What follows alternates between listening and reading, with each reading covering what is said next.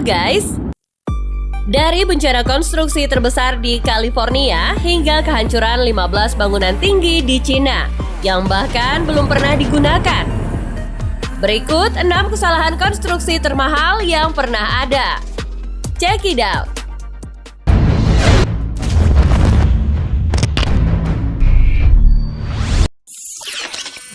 The Harmon Hotel.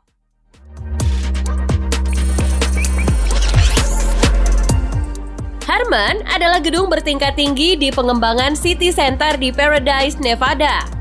Hotel setinggi 137 meter ini direncanakan memiliki 400 buah kamar, 200 kondominium, dan kolam renang rooftop yang menyajikan pemandangan kota Las Vegas. Konstruksi Hotel Harmon dimulai pada tahun 2007 dengan biaya yang diperkirakan sekitar 275 juta dolar atau setara dengan 4,2 triliun rupiah. Tetapi pada tahun 2008 pembangunan terpaksa dihentikan karena inspektur menemukan cacat struktural yang signifikan pada tulangan baja di lantai 49 yang dipasang secara tidak benar. Sehingga konstruksi dihentikan setelah pengerjaan lantai 48. Pada tahun 2011 muncul laporan bahwa Harmon tidak akan selamat dari gempa bumi dan akan runtuh karena masalah struktural. Kemudian sang pemilik pun menghancurkan bangunan tersebut dengan cara dibongkar lantai demi lantai karena jaraknya Harmon yang dekat dengan bangunan lain, termasuk dengan gedung pencakar langit. Proses ini dimulai pada bulan Juni 2014 dan selesai pada tahun 2015. Biaya pembongkaran sekitar 170 juta dolar atau setara 2,5 triliun rupiah. Jadi, total biaya pembangunan dan pembongkaran Harmon lebih dari 450 juta dolar atau setara 6,8 triliun rupiah. Pada akhirnya, hotel ini tidak pernah digunakan atau dibuka untuk umum karena masalah struktural yang ekstrim.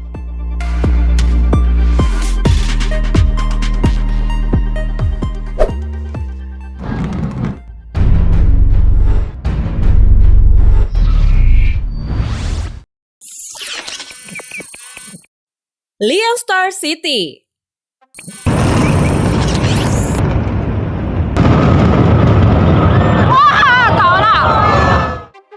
Pada tahun 2011, pembangunan konstruksi Liang Star City di Kunming, China pada tahap kedua dimulai. Mereka membangun 19 bangunan bertingkat tinggi di 4 lokasi besar untuk menampung ruang perumahan dan juga kantor. Hanya setahun setelah konstruksi dimulai, proyek berpindah tangan dan perusahaan baru berhasil menyelesaikan 4 bangunan tinggi pertama mereka. Konstruksi kemudian dihentikan pada tahun 2013 karena masalah keuangan, sehingga 15 bangunan lainnya tidak sepenuhnya selesai. Selama bertahun-tahun, bangunan mulai dibanjiri air hujan di ruang bawah tanah yang menyebabkan kerusakan fondasi dan tidak dapat diperbaiki. Pada bulan Desember 2020, perusahaan real estate lainnya pun membeli properti dan hak proyek seharga sekitar 150 juta dolar atau 2,3 triliun rupiah. Mereka pun dengan cepat menemukan bahwa bangunan berusia 8 tahun ini tidak lagi memenuhi permintaan pasar real estate yang berubah dan memutuskan untuk menghancurkan bangunan yang tidak terpakai. Kru pembongkaran pun menempatkan lebih dari 4 ton bahan peledak dan melakukan langkah-langkah seaman mungkin. Akhirnya, pada Agustus 2021, rencana pembongkaran pun dimulai.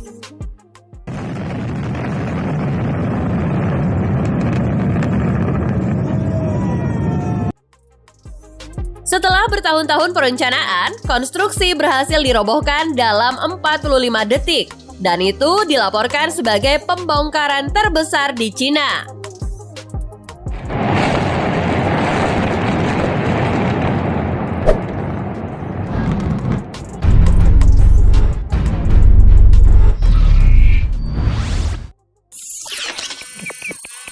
Helen Sass Rail Tunnel.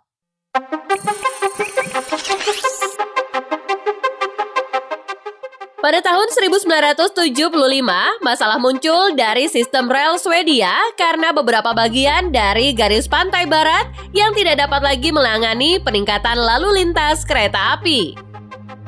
Untuk memperbaiki situasi tersebut, proyek besar-besaran pun diumumkan untuk meningkatkan seluruh jalur menjadi jalur ganda.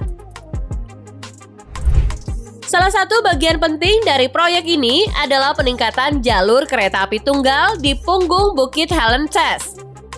Menjadi hambatan yang signifikan bagi kereta penumpang yang bergerak antara Gothenburg di Swedia dan Copenhagen di Denmark. Oleh karena itu, pembangunan terowongan Hellenses dimulai pada tahun 1992 dengan rencana untuk dibuka 3 tahun kemudian. Namun sayangnya muncullah beberapa masalah. Air tanah mulai merembes dari batu setelah konstruksi dimulai, dan volume yang jauh lebih besar dari yang diharapkan. Batu ini terlalu lunak untuk dilakukan prosedur pengeboran, bahkan terbelah saat percobaan pertama. Well, bagaimanapun pengeboran secara tradisional menyebabkan lebih banyak kebocoran air. Masalah ini membuat kontraktor asli bangkrut dan akhirnya menyerah. Begitu juga dengan kontraktor baru tidak melakukan hal yang jauh lebih baik. Selama konstruksi, mereka menggunakan senyawa beracun tanpa mengambil tindakan pencegahan yang tepat. Sebagai akibatnya, ternak dan ikan di daerah sekitar pun mulai sekarat. Pada saat ini, hanya sekitar 3 km dari 8 km terowongan telah dibor. 8 tahun kemudian, konstruksi dimulai sekali lagi. Mesin dan praktik pengeboran baru pun membuat proyek berjalan lebih mudah. Tetapi pengeboran ditunda di area dengan batuan dasar berkualitas rendah karena butuh waktu ekstra untuk mengebor dengan aman melalui area tersebut. Konstruksi dari terowongan Hellenses selesai pada tahun 2015 atau 23 tahun setelah proyek dimulai. Pemerintah Swedia secara resmi mengungkap proyek tersebut menelan biaya sekitar 1 miliar krona Swedia atau 1,5 triliun rupiah. Pada saat selesai pada tahun 2015, total biaya yang telah dikeluarkan sekitar 15,7 triliun rupiah atau 10 kali lipat dari biaya asli.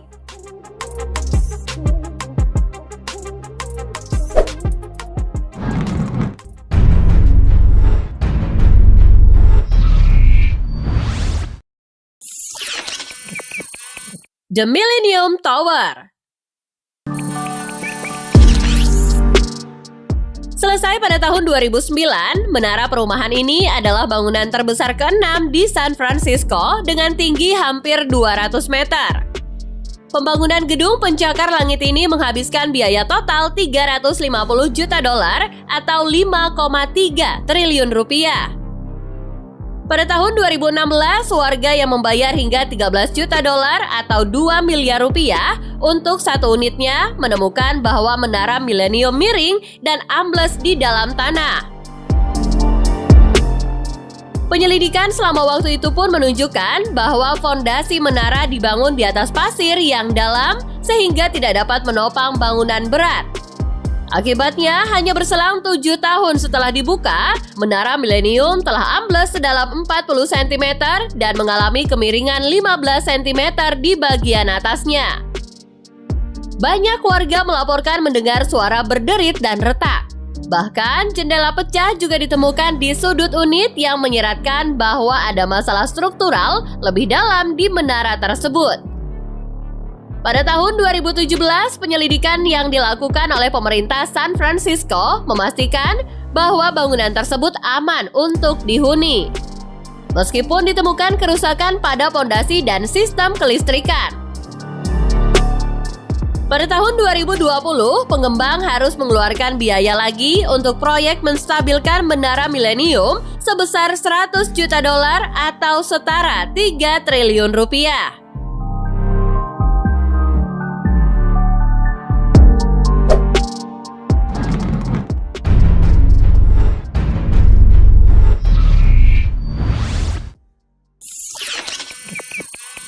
San Francisco Oakland Bay Brides.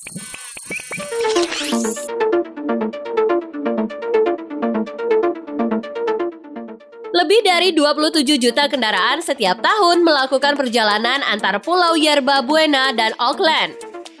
Jembatan panjang ini memang aman, tapi gempa bumi pada tahun 1989 merubah segalanya. Gempa berskala 6,9 bernama Loma Prieta menghancurkan sebagian dari jembatan Teluk pada 17 Oktober 1989. Pejabat kota tidak punya pilihan selain mengatasi masalah struktural dan membuat jembatan aman kembali. Namun, diputuskan bahwa memperbaiki jembatan dan kerusakannya akan terlalu mahal. Sebagai gantinya, pejabat San Francisco memutuskan untuk mengadakan kontes untuk desain jembatan baru dan butuh 10 tahun untuk menyepakatinya. Batang stabilitas sering patah, memerlukan perbaikan atau pembuatan ulang. Mereka pun memutuskan untuk menggunakan pagar pengaman daripada penghalang. Tetapi ini akan menimbulkan korosi seiring berjalannya waktu. Bagai geladak rusak, tidak sejajar yang menciptakan resiko kegagalan saat terjadi gempa yang lebih tinggi.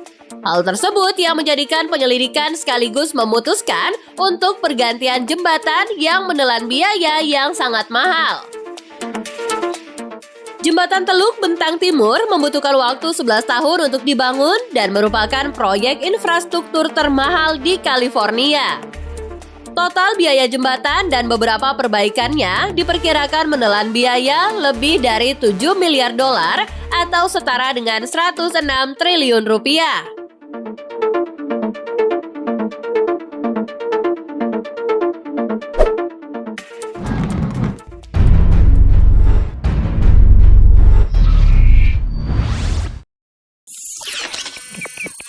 Olkiluoto Tri-Nuclear Power Plant.